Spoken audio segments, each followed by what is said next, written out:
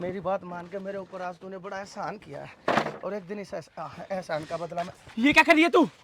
ये कर रही है इसके साथ? अरे ऐसा कुछ नहीं है भाई, ऐसा। जनाब आप शांत रहो, ये मेरी बीवी है, मेरे को बात करने दो इससे। अरे तो तू क्या कर रही है यहाँ पे? अरे तो फिर मार क्यों रहे हो इसे?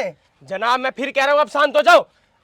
ये हमारी बीवी है और हम इसके संग कुछ भी कर सकते हैं। अरे तो मैंने कब कहा ये किसी और की बीवी है? बीवी आपकी है, लेकिन बीवी है तो इसका मतलब जो आप दोनों अंदर कर रहे थे ना, मैं अपनी आंखों से देख रहा हूँ और अपनी कानों से सुन रहा हूँ। भाई एक बात बताओ, आप मेरे ऊपर इल्जाम लगा रहे हो? मैं एक पुलिस का आदमी हूँ, मैं एक जिम्मेदार आदमी हूँ, मेरे ऊपर कैसे ऐसा इल्जाम लगा सकते हैं? जनाब आपकी हरकतें मैंने देख लिया, आप कैसे पुलिस वाले हो। अरे बस करो। तू तो शांति रह, बता रहा हूँ मैं तुझे। अरे तू शांत रह। भाई एक सेकंड, आपको कुछ गलत फहमी हुई है, आपको पता नहीं है पूरी बात आखिर है क्या? आपने मुझे आपकी बात नहीं सुननी, मुझे किसको बताना है? रुको जरा। अरे भाई रुको जरा।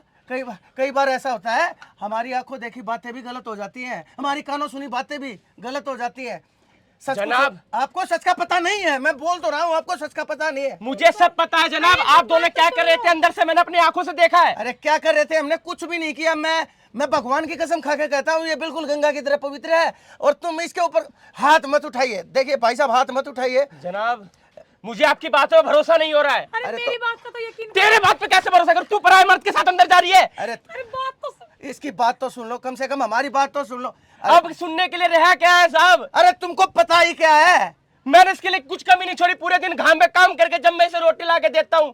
अरे तो और ये दूसरे के साथ। अरे इसने तुम्हारे साथ कोई भी बेवफाई नहीं की, इसने तुम्हारे साथ कुछ भी गलत नहीं किया। हम दोनों बिल्कुल सही है, कोई भी गलत नहीं है, लेकिन सिर्फ तुम्हारे ये दिमाग की उपज है, ये तुम्हारी गलत फहमी है, इसको मैं दूर कर देता हूँ।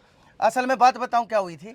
असल में बात भाई साहब ये हुई थी, यहाँ दो मुजरिम थे, मैं उन दो मुजरिमों को पकड़ने के लिए उनके साथ भिड़ गया था, आपस में हाथापाई हुई और खड़े हो इधर।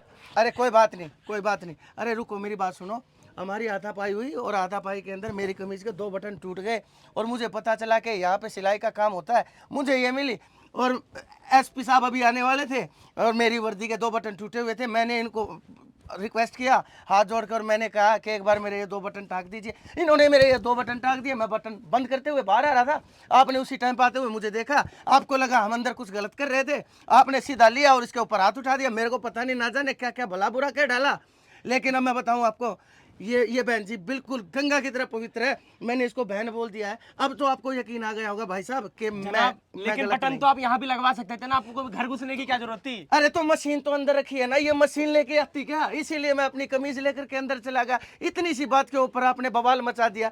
अरे यहाँ पे और लोग भी होंगे, आप किसी को भी बुला करके पूछ सकते हो। अगर यहाँ पे मुजरिम नहीं थे तो वो बता सकते हैं, अगर मेरी उनके साथ झड़प नहीं हुई तो वो बता सकते हैं, अगर मेरी कमीज के बटन नहीं टूटे तो वो बता सकते हैं, मैंने इनसे बटन टकवाए या नहीं टकवाए ये भी वो बता सकते हैं। आप किसी को बुला करके पूछिए। तो आपने इसको ऐसे ही मार दिया मेरे ऊपर, आपने वैसे ही इतना बड़ा इल्जाम लगा दिया। मुझे आपकी बातों पर भरोसा हो गया, मुझे माफ कर दो आप। गीत मुझे तू माफ कर दे यार, मैंने तेरे पे कोई बात नहीं, गलत इल्जाम लगाया। बहन जी कोई बात नहीं। मैं तो ये कहूँगा कि अगर इन्होंने आपके ऊपर हाथ उठाया ना तो इसमें इनका कसूर नहीं है, इसके पीछे सिर्फ इनका आपके प्रति प्रेम है जो ये आपसे बहुत ज़्यादा करते हैं, इसीलिए इन्होंने हाथ उठाया।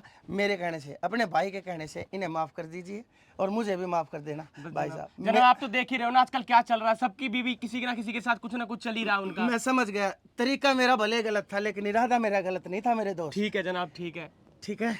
और बहन जी आपने मेरी मदद की, उसके लिए बहुत बहुत जनाब शुक्रिया। पैसे रखो आप, कोई दिक्कत नहीं। अगर ये पैसे रखो। सुनिए, अगर ये मैं कहीं बाहर करवाता तो फ्री में तो कोई भी नहीं करता, और आपकी तो ये आजीविका है, आप तो इससे कमाते हैं और अपना घर चलाते हैं। अगर इनको इनका मेहनताना नहीं मिलेगा तो भगवान मुझे कभी माफ़ नहीं करेगा, मेरे बच्चों के लिए कम से कम। ठीक है, बहुत बहुत धन्यवाद जनाब आपका, आपने बहुत हेल्प की हमारी। बहुत बहुत धन्यवाद दोस्त। आगे से विवेक से काम लेना, दिमाग से काम लेना, और ये बात ध्यान रखना, कानों सुनी और आंखों देखी बातें भी कई बार झूठ हो जाती हैं, जैसे आज झूठ हो गई। ठीक है, राम राम।